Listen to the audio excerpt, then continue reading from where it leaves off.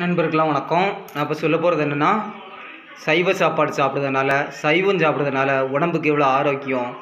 அது வந்து மனுஷனுக்கு மட்டும் இல்லை, மிருகங்களும் சைவம் சாப்பிட்ற மிருகம் எப்படி இருக்குது, அசைவம் சாப்பிட்ற மிருகம் எப்படி இருக்குங்கிறத பற்றி தான் சொல்ல போகிறேன். அசைவம் சாப்பிட்ற மிருகங்கள் நாய், நரி, சிங்கம், புலி, இந்த நாலுமே அசைவம் சாப்பிட்ற மிருகம். ஆனால் இந்த நாலுமே என்ன ஒரு ஓடினாலும் ஒரு இளைப்பு வந்தாலும் நாக்கை வெளியே தொங்க போட்டு தான் அப்படின்னு அலையும்.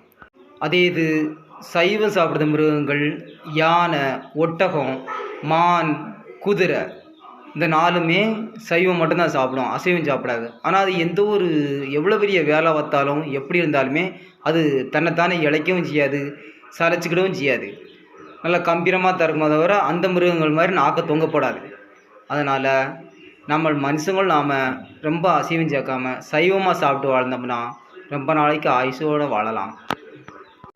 என் வீடியோ பார்த்துக்கிட்டு இருக்க நண்பர்களாம், உங்களுக்கு பிடிச்சதுன்னா அந்த சாப்பாடை ட்ரை பண்ணுங்கள். நன்றி.